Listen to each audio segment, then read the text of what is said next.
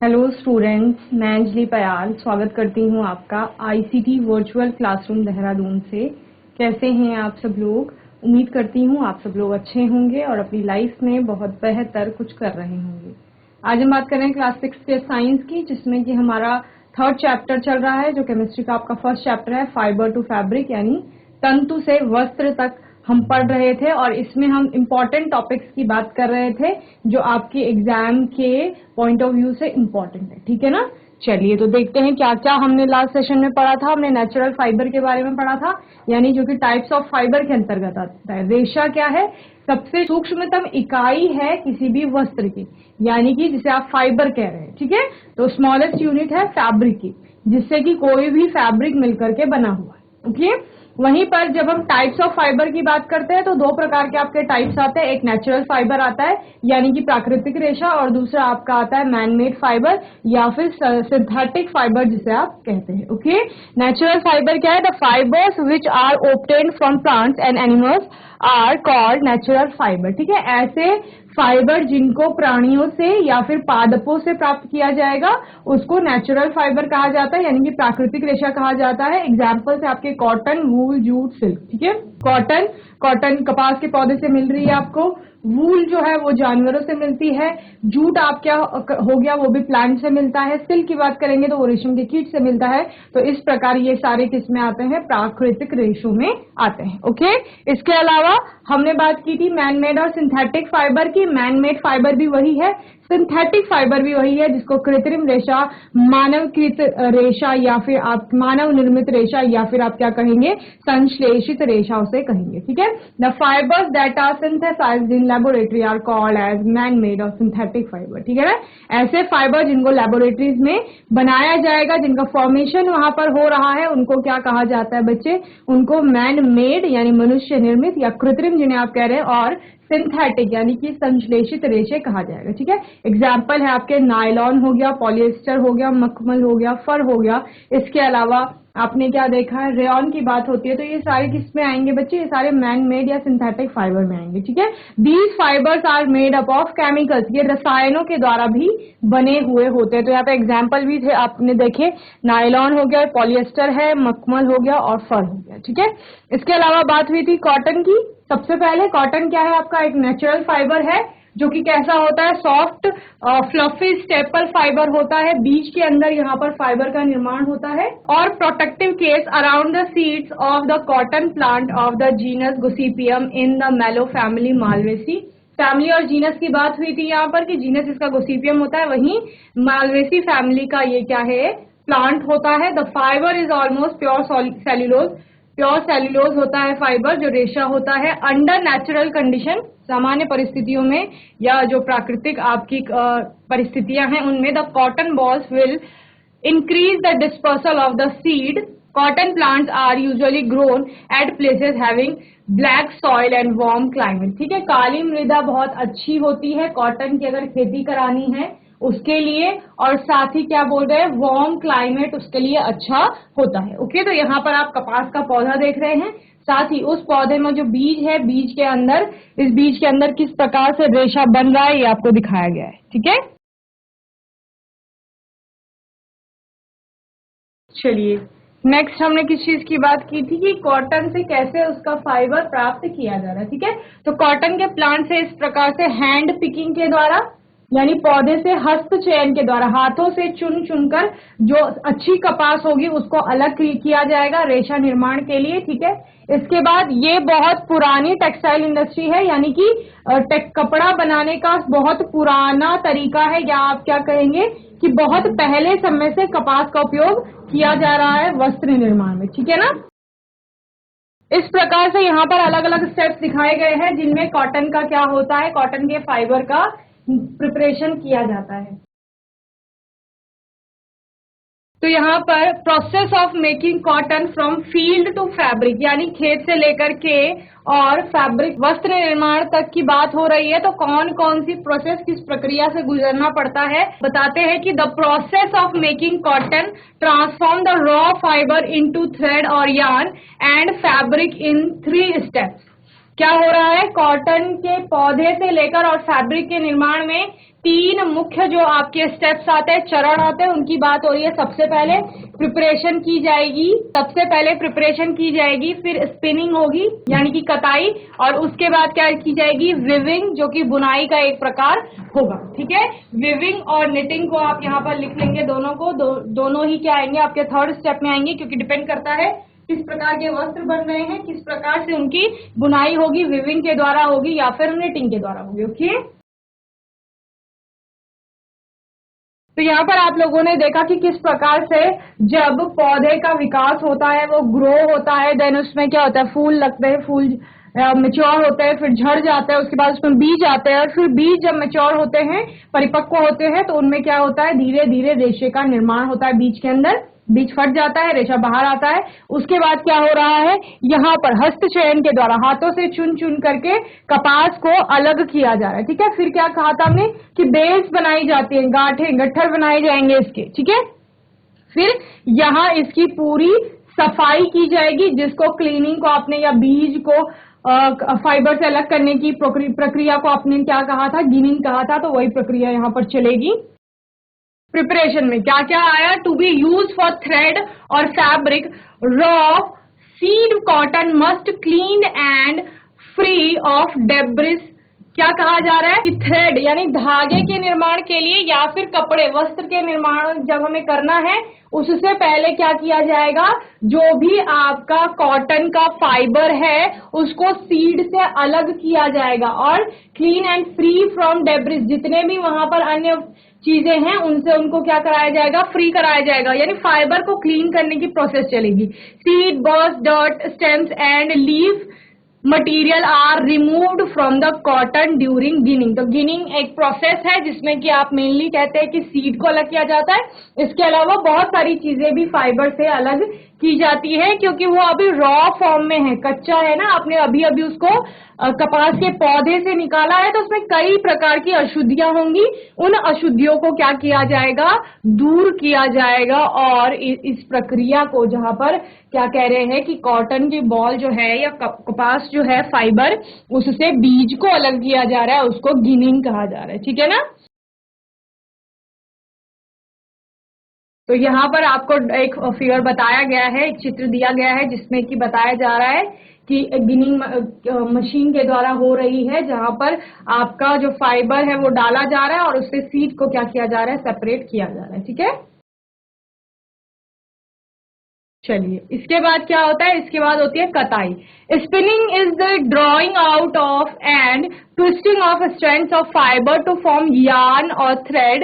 It is a major part of the textile industry. ठीक है, सबसे बड़ा पार्ट यही होता है टेक्सटाइल इंडस्ट्री का, कि आपने क्या की थी, हमने कहा कि जितना भी कपास आपने अभी क्लीन कर लिया है, साफ कर लिया है, उसका क्या कर लिया है, बेल्स बना ली हैं, जिनको आप गांठे भी कह रहे थे। ठीक है, बेल्स क्या है, वो जिस साफ कपास को आप गट्ठर बना के रख रहे हो, बंडल बना के रख रहे हो, तो उनको बेल्स कहा जा रहा था। तो उन बेल का आप क्या किया जाएगा, उपयोग करके इस प्रकार से रेशे से धागे का निर्माण किया जाएगा, रेशे से आपका धागे का निर्माण किया जाएगा। तो कताई हो रही है। ठीक है, कताई हो रही है, तो इस प्रकार से कताई क्या है बच्चे, हमने कहा रेशे से धागे का निर्माण इसमें हो रहा है। तो आप कहेंगे उस जो क्लीन फाइबर है आपका, साफ रेशा, उस साफ रेशे से धागे का निर्माण होगा, और यही प्रक्रिया कताई कहलाती है। ठीक है ना, कताई या स्पिनिंग जिसे आप कह रहे हैं।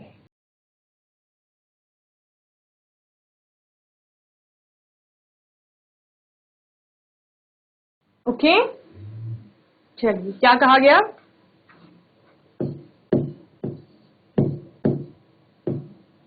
रेशे से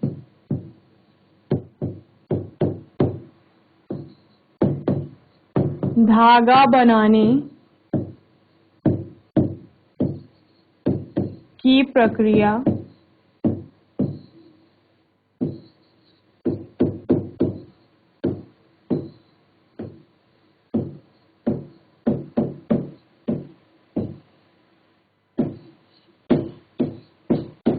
कताई कहलाती है। ओके, चलिए नोट करिए।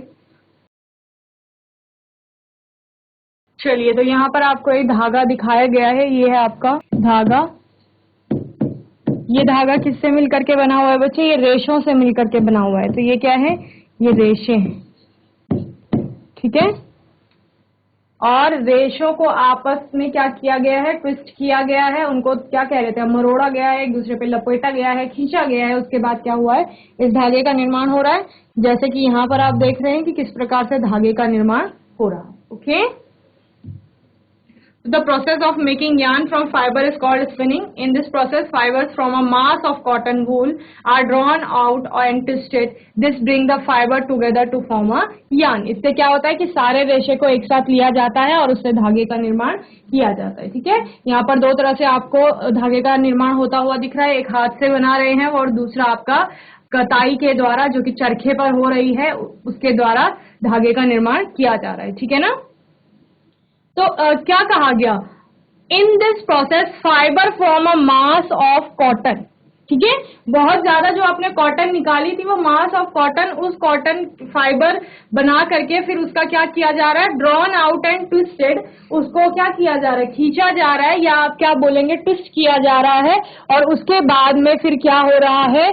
आपके फैब्रिक का निर्माण किया जा रहा है, यान का निर्माण किया जा रहा है, फिर फैब्रिक का निर्माण हो रहा है, ठीक है। तो दिस ब्रिंग्स द फाइबर। इससे क्या होता है? जब उन्होंने पूरा जो आपका कैसा था, बिखरा हुआ था ना रेशा, इस प्रकार से था पूरा कॉटन, फिर क्या किया गया? इसको इस प्रकार से ट्विस्ट किया गया। ट्विस्ट करके घुमा घुमा करके उसके पतले क्या बनाए गए? स्ट्रैंड बनाए गए। फिर उन स्ट्रैंड को आपस में लाया गया, जोड़ा गया, और फिर उसके बाद क्या हुआ है? यान यानी कि धागे का निर्माण किया गया, ठीक है ना। जैसे कि हमने यहां पर देखा, ये जो पतले पतले स्ट्रैंड हैं, इनको आपस में लपेट करके क्या किया गया है? धागे का निर्माण किया गया, ठीक है। तो वही वो कह रहे हैं। चलिए नोट करेंगे।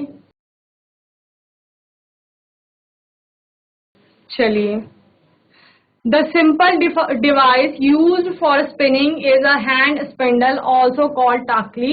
Another hand-operated device is called as charkha. Spinning of yarn on a large scale is done with the help of a spinning machine. After spinning, yarn are used for making fabrics. ठीक है, क्या कह रहे हैं बच्चे? कि बहुत सारी डिवाइसेस यहाँ पर हैं अलग अलग प्रकार की, जिनसे क्या हो रहा है? आपका जो रेशा है, उस रेशे से धागे का निर्माण हो रहा है, ठीक है ना। तो उन्होंने बोला है कि जो सिंपल डिवाइस है, ठीक है, जो सबसे सिंपल डिवाइस है वो कौन सी है? कि हाथ से स्पिनिंग की जाती है टाकली की हेल्प से, ठीक है, जिसको हैंड स्पिंडल भी कहा जाता है या टाकली भी कहा जाता है, टाकली आप जिसको कहते हैं, ठीक है ना।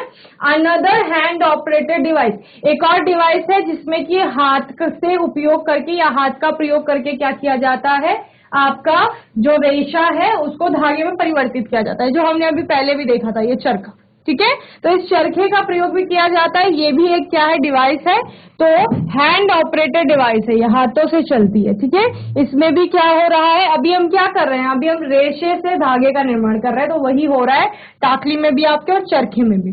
Spinning of yarn on a large scale, ये तो बहुत कम छोटे स्केल पे, छोटी मात्रा में यहाँ पर रेशा से धागा बनाया जाएगा। लेकिन अगर बहुत ज्यादा, जैसे टेक्सटाइल इंडस्ट्री है, बहुत बड़ी इंडस्ट्री है, आजकल मशीन का प्रयोग बहुत ज्यादा हो रहा है, तो वहां पर भी क्या कह रहे हैं कि मशीनों का उपयोग करके अब स्पिनिंग की जाती है, ठीक है। हाथ से, क्योंकि बहुत ज्यादा मैन पावर लगेगा और आपका समय भी बहुत ज्यादा लगेगा, इस वजह से क्या किया जा रहा है कि जो स्पिनिंग की जा रही है, अब धागा बनाया जा रहा है, वो स्पिनिंग मशीन में भी बनाया जा रहा है, ठीक है। So spinning of yarn on a large scale is done with the help of spinning machines. कताई की जो मशीन्स होती हैं उनका प्रयोग किया जा रहा है, और उनका प्रयोग करके क्या कर रहे हैं बच्चे? रेशे से धागे का निर्माण कर रहे हैं, ठीक है। yarns after the use yarns are used for making fabrics, यानी कि आफ्टर स्पिनिंग, अब स्पिनिंग हो चुकी है, कताई हो चुकी है, और कताई के बाद जो धागा बना है वो धागा अब तैयार है किसके लिए? फैब्रिक का निर्माण करने के लिए, यानी कपड़े का जो वहां पर निर्माण होगा, तो उन धागों का जो आपने फाइबर से क्या बनाया है? यान बनाया है, रेशे से धागा बनाया है, उस धागे का प्रयोग करके अब क्या किया जाएगा? फैब्रिक बनाया जाएगा। ओके, चलिए जल्दी से नोट करेंगे। चलिए, स्पिनिंग हो चुकी है। अब स्पिनिंग के बाद हमने क्या बोला लास्ट पॉइंट पे कि जो धागा बना है वो धागा अब तैयार है वस्त्र निर्माण के लिए। तो वस्त्र का निर्माण अब कैसे होगा, अब उन धागों को आपस में बुना जाएगा और बुनाई होगी और फिर कपड़े का निर्माण होगा। तो ये आपका टॉपिक आएगा यार्न टू फैब्रिक, यानी कि धागे से कपड़ा। ठीक है,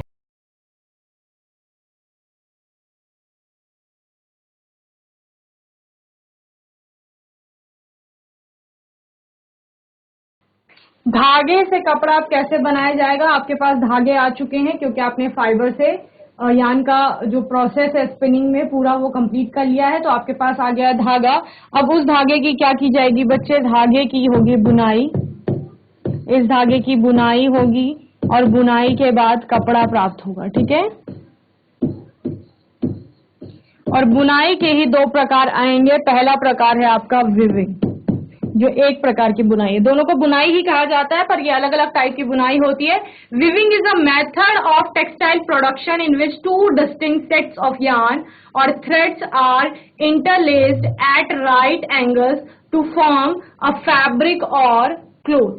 ठीक है, क्या कहा जा रहा है, टेक्सटाइल इंडस्ट्री में या टेक्सटाइल प्रोडक्शन में हम क्या देखते हैं कि एक प्रकार की बुनाई का प्रयोग किया जाता है जहां पर दो धागों का प्रयोग किया जा रहा है, दो धागों को एक साथ लाया जा रहा है और कैसे कह रहे हैं, राइट एंगल पर, समकोण पर। ठीक है, यानी कि एक धागा इस प्रकार से होगा तो दूसरा उससे राइट एंगल बनाते हुए जा रहा होगा। समझ रहे हैं, तो ये क्या है एक दूसरे के ठीक, एक आपको क्षैतिज क्रम में धागा दिख रहा है इस प्रकार और एक आपको ऊर्ध्व क्रम में दिख रहा है। तो यही हम बोलते हैं कि एक धागा ऊर्ध्व में लगाया जाता है, एक क्षैतिज में लगाया जाता है। ठीक है, और इस प्रकार से क्या होता है, इस प्रकार से फिर आपकी बुनाई की जाती है। ठीक है, इसमें एक प्रकार का धागा लग रहा है जैसे, फिर इस प्रकार से एक और धागा लगाया जाए।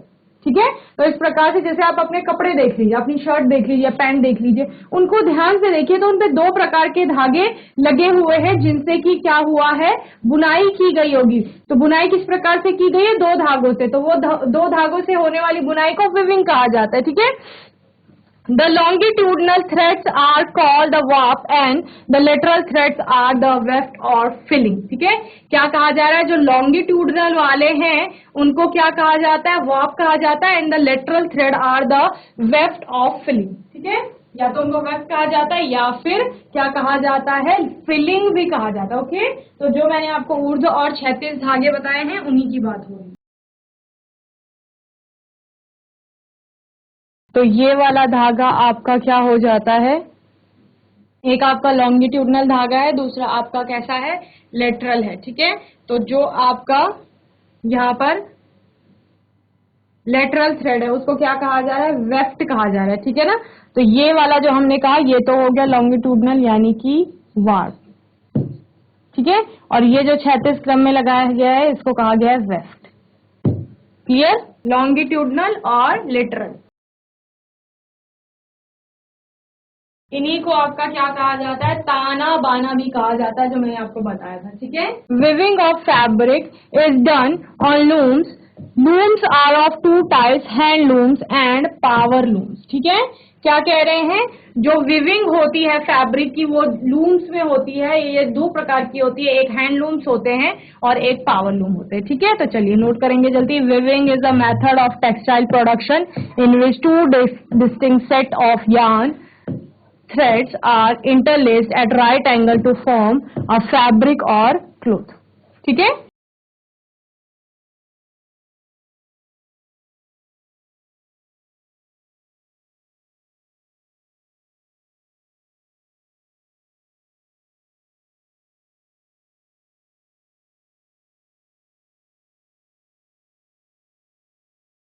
ऐसे प्रकार की बुनाई जिसमें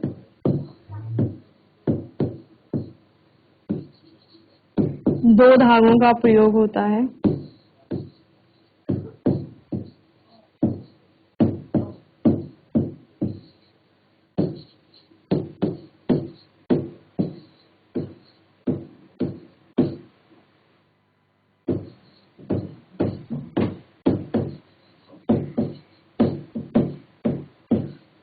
विविंग कहा जाता है।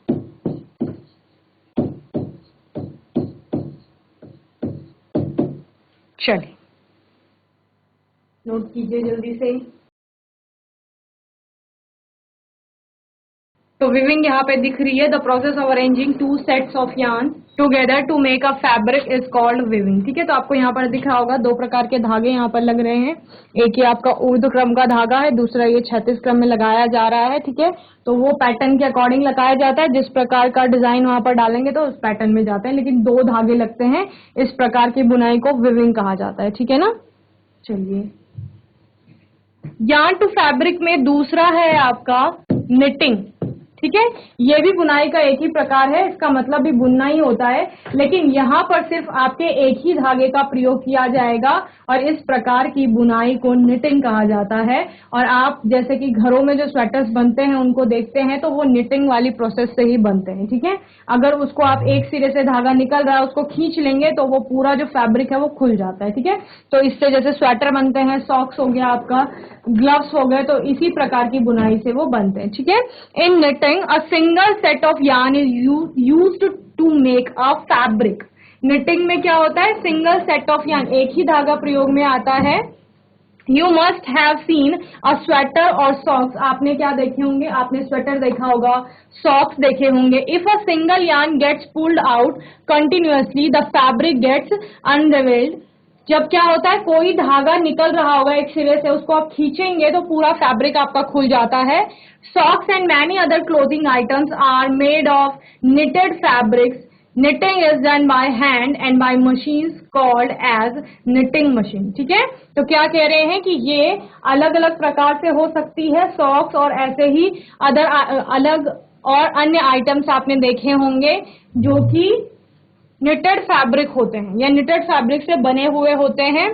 Knitting is done by hand, आपने हाथों से स्वेटर बुनते हुए देखा होगा, तो वो एक प्रकार की बुनाई है जो हाथों से हो रही है। उसी प्रकार की दूसरी बुनाई निटिंग किससे होती है, निटिंग मशीन से होती है। मशीन से होती है तो उसको निटिंग मशीन कहा जाता है। ओके, चलिए लिखिए निटिंग के बारे में।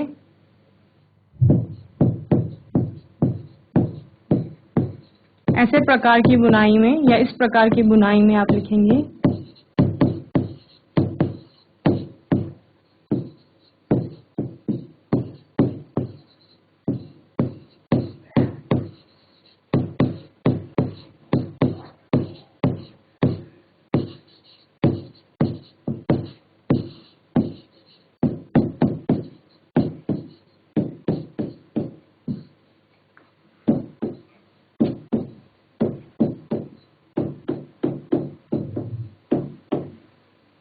चलिए नोट करिए। चलो, ये निटिंग होगी। ठीक है, तो हमने क्या पढ़ा था बच्चे, इस प्रकार से निटिंग हो रही है। यहाँ पे निटिंग मशीन है ये, और ये यहाँ पर किसके हाथों के द्वारा निटिंग की जा रही है। ठीक है, तो हमने क्या पढ़ा, हमने पढ़ा प्रोसेस ऑफ मेकिंग फैब्रिक, यानी जो वो कपास खेत से आया था वहां से लेकर जो कपड़ा बनाया गया है, एक पूरा फैब्रिक बनाया गया है, वहां तक की प्रोसेस की बात हुई थी। उसमें सबसे पहला स्टेप प्रिपरेशन, जिसमें कि जो खेत से रॉ आपका कॉटन आया था उसका क्या किया गया है, उसकी पूरी सफाई हुई है। गिनिंग हमने वहां पर कहा कि गिनिंग की प्रोसेस में बीज से उसको अलग किया गया है फाइबर को, फिर फाइबर्स की बेल्स बनाई गई, गांठें बनाई गई, फिर वहां से उसका क्या किया गया, उसको बहुत अच्छे से साफ किया गया और देन उसकी पतली पतले स्टैंड बनाए गए, फिर उन स्टैंड को आपस में लपेटा गया। और कताई में ये सब हो रहा था, कताई की प्रोसेस है जहां पर उन रेशों से धागे का निर्माण होगा। फिर हमने क्या कहा, अब धागा चूंकि आपके पास आ चुका है तो फैब्रिक बनने का एक और स्टेप आएगा, जहां पर आप क्या कहेंगे कि बुनाई होगी, और बुनाई दो प्रकार से होगी, एक विविंग आपने पढ़ा और दूसरे आपने क्या देखा, निटिंग देखा। ठीक है, तो ये क्या है, ये बुनाई के दो प्रकार हैं। अब जो आपका बुनाई का प्रकार आप लोगों ने देख लिया है दो प्रकार से, तो उसके बाद बुनाई होने के बाद फैब्रिक क्योंकि तैयार है आपके पास, तो अब उसकी रंगाई होगी, यानी कि जिस प्रकार का कलर आप उसको करना चाहते हैं आप डाई करेंगे उस पे, उस कलर का। ठीक है ना, तो ये हमने आज पूरा प्रिपरेशन देखा फैब्रिक का कि किस प्रकार कोई कपड़ा बनाया जाएगा। मैं उम्मीद करती हूँ आपको सारे टॉपिक अच्छे से समझ में आए होंगे। कोई क्वेश्चन होगा, डाउट होगा तो आने वाले सेशन में आप लोग पूछ लेंगे। और तब तक के लिए आईसीटी वर्चुअल क्लासरूम से जुड़ने के लिए धन्यवाद।